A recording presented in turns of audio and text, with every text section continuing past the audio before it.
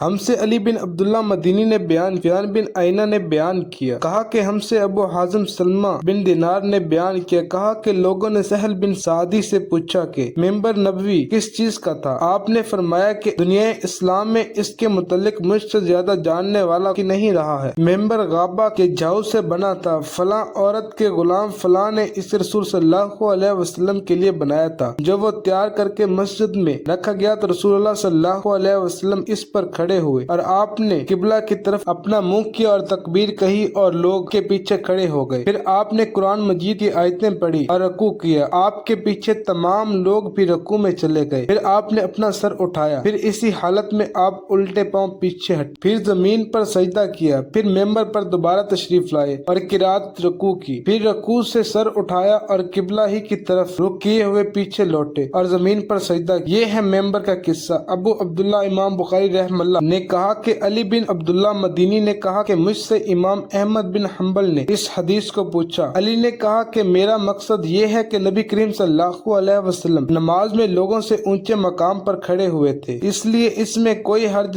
न होना चाहिए कि इमाम मुक्तियों से ऊंची जगह पर खड़ा हो। अली बिन मदीनी कहते हैं कि मैंने इमाम अहमद बिन हम्बल से कहा कि सुफयान बिन आइना से ये हदीस अक्सर पूछी जाती थी, आपने भी ये हदीस इनसे सुनी है? तो उन्होंने जवाब दिया कि नहीं।